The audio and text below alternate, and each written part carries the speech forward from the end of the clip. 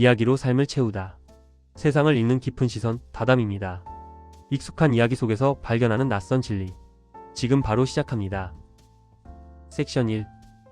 이 사막의 밤, 낙타와 주인의 기묘한 동거.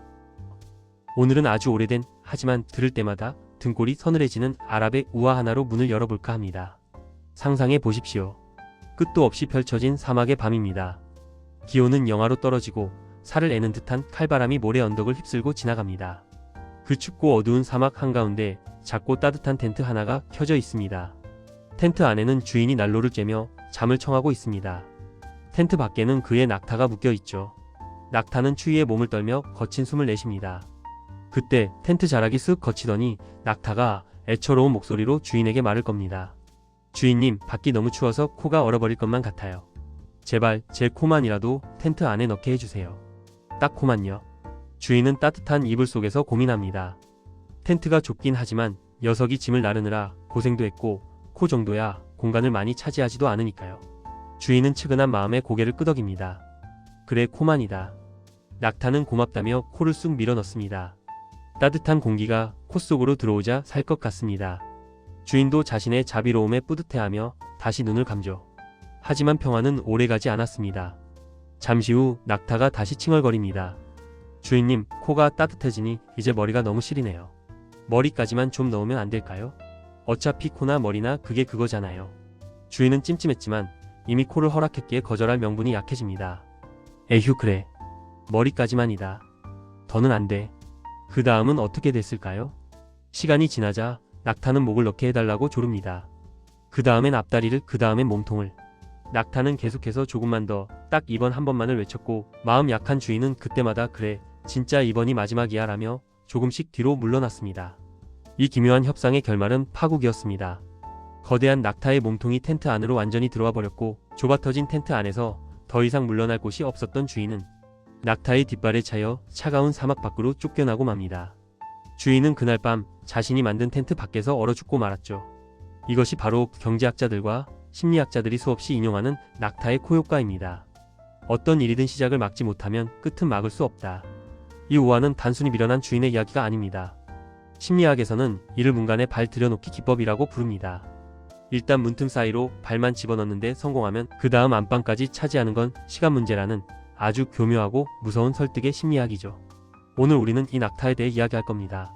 사막의 낙타가 아니라 지금 여러분의 인생이라는 텐트 안으로 콧김을 뿜으며 들어오고 있는 그 무언가에 대해서 말이죠. 섹션 2. 내 삶에 들어온 낙타의 정체. 자, 이제 사막에서 여러분의 방으로 시선을 돌려봅시다. 여러분의 텐트 안녕하신가요? 솔직히 말해봅시다. 우리는 모두 저 주인처럼 살고 있습니다. 딱 한 번만이라는 낙타의 애원을 매일 매 순간 듣고 있으니까요. 가장 흔한 낙타는 나쁜 습관이라는 이름을 달고 옵니다. 다이어트를 결심한 날 밤 11시. 냉장고 앞에서 서성이는 당신에게 뇌가 속삭입니다. 야, 오늘 진짜 고생했잖아. 딱 맥주 한 캔만 마시자. 안주는 안 먹으면 되잖아. 그게 낙타의 코입니다.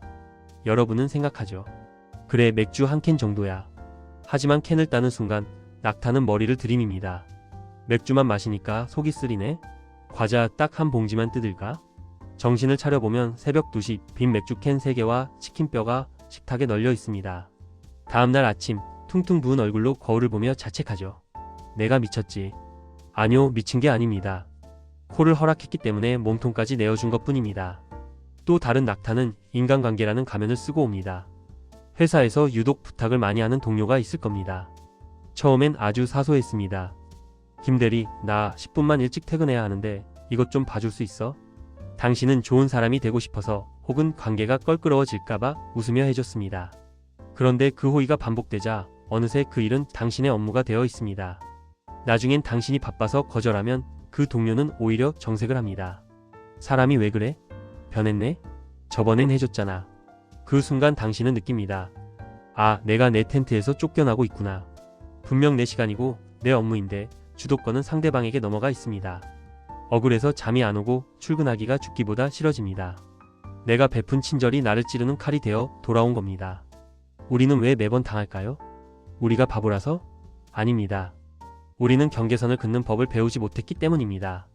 코가 들어왔을 때 안 돼. 라고 소리치면 너무 매정한 사람이 될까봐 이 정도는 괜찮겠지 하며 스스로 합리화하며 뒤로 물러났기 때문입니다.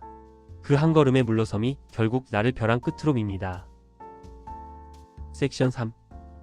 깨진 유리창과 무례한 사회.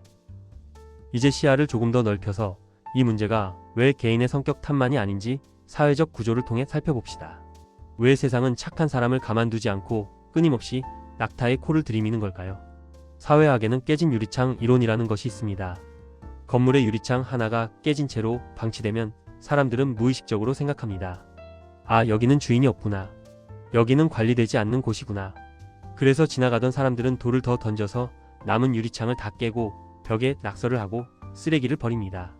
결국 그 건물은 범죄의 소굴이 되죠. 이 섬뜩한 이론이 인간관계와 조직 사회에서도 똑같이 작동합니다. 여러분이 사소한 무례함을 좋은 게 좋은 거지라며 웃어넘긴 그 순간, 약속 시간에 늦은 친구를 그냥 기다려준 순간, 부당한 업무 지시를 군말 없이 받아들인 순간, 여러분은 자신의 이마에 깨진 유리창이라는 라벨을 붙인 겁니다. 사회적 동물인 인간은 본능적으로 권력 관계를 탐색합니다. 상대방이 어디까지 허용하는지 끊임없이 찔러봅니다. 이것은 악의가 있어서가 아니라 집단 생활을 하는 인간의 생존 본능에 가깝습니다. 특히 한국 사회처럼 정과 눈치를 중요시하는 문화에서는 이 낙타의 코가 더 쉽게 들어옵니다. 우리가 남이가, 가족끼리 왜 이래, 회사가 다 그런 거지. 이런 말들은 텐트의 지퍼를 강제로 여는 주문과도 같습니다. 집단주의라는 명목 하에 개인의 영역을 침범하는 것을 당연하게 여기는 문화. 거절하면 이기적인 사람, 사회성 없는 사람으로 매도하는 분위기. 이런 거대한 시스템 속에서 개인이 안 됩니다 라고 말하는 건 정말 어려운 일입니다. 하지만 그렇기 때문에 더더욱 우리는 깨달아야 합니다. 낙타가 텐트 안으로 들어온 건 낙타가 힘이 세서가 아닙니다. 우리가 초기 대응에 실패했기 때문입니다. 마케팅에서도 이 기법은 아주 흔하게 쓰입니다. 첫 달 무료 체험, 배송비만 내면 공짜. 기업들은 바보가 아닙니다. 그들은 코만 넣게 해달라고 합니다. 일단 카드 번호를 등록하고 체험을 시작하면 구독을 해지하는 귀찮음과 소유 효과 때문에 우리는 결국 매달 돈을 내는 충성 고객이 됩니다. 세상은 온통 우리의 텐트를 노리는 낙타들로 가득합니다. 그들은 악마의 얼굴을 하고 오지 않습니다. 아주 불쌍한 표정으로 혹은 아주 매력적인 제안으로 딱 한 번만이라며 다가옵니다. 섹션 4문을 걸어 잠그는 용기. 자, 이제 다시 여러분의 텐트 앞으로 돌아옵시다. 이미 낙타가 들어와 버렸다고요? 텐트가 좁아 터질 것 같다고요? 늦지 않았습니다. 지금이라도 주도권을 되찾아야 합니다. 어떻게 해야 할까요? 낙타와 육탄전을 벌여야 할까요? 아닙니다. 우리는 더 스마트하게 그리고 단호하게 대처해야 합니다. 내일 당장 실천할 수 있는 3가지 행동 강령을 드립니다. 첫째, 나만의 경계선을 설정하세요. 이것은 타협이 불가능한 절대 영역입니다.